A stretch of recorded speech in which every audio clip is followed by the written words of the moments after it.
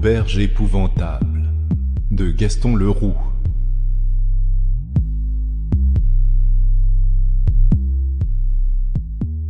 À propos de femmes, dit Chanlieu, je ne vous souhaite pas de faire jamais un voyage de noces comme il m'est arrivé avec ma première. Outre que nous avons failli en crever tous les deux. Mais voici l'histoire, tout de go, sans autre salamalek. À mon retour de Saigon, j'avais demandé un congé aux messageries, et j'en avais profité pour épouser, comme c'était convenu, la petite Maria Luce du Mourillon, qui vivait avec son grand-père après la mort du père à Madagascar.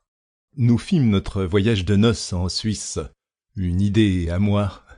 Au fond, je suis un bourgeois, un terrien, et je déteste les aventures. Si j'ai été 20 ans capitaine au long cours, c'était pour obéir à la tradition dans la famille, et parce que les vieux le voulaient, mais d'avance, j'en avais le mal de mer. Enfin, nous voilà en Suisse, ma jeune femme et moi, comme autant de Töpfer. Nous étions amoureux, que ce n'est pas rien de le dire. Connaissez-vous Soler? Moi, je me suis marié à Bornéo, ricana Dora, le plus loustique de ces vieux loups de mer qui se racontaient des histoires sur la terrasse du café de la Vieille Dars à Toulon. Compris. Eh bien, Soler, c'est, comme qui dirait, la capitale de la Suisse romande. Une longue rue tranquille, avec des enseignes à images qui se balancent sur des tringles au moindre souffle venu du Wesseinstein. Le Wesseinstein est un sommet du Jura, haut de 1300 mètres, qui se dresse au nord-ouest de la ville. Plus d'un touriste s'est égaré dans les gorges et dans les sentiers d'une forêt où, passé une certaine altitude, on ne rencontre, avant d'arriver au sommet, qu'une auberge qui, dans le moment, avait la plus sinistre renommée.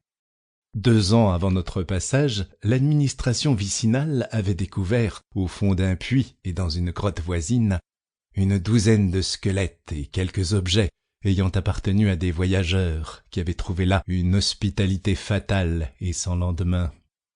Il ressortait de l'enquête et des expertises que les crimes avaient été commis par un couple qui avait si bien terrorisé toute la région que la mort même des propriétaires de l'établissement, les hideux Weissbach, vous vous rappelez peut-être cette histoire qui a défrayé toutes les chroniques de l'époque, n'avait pu délier les langues, car quelques anciens de la montagne, dans le temps, s'étaient doutés de bien des choses.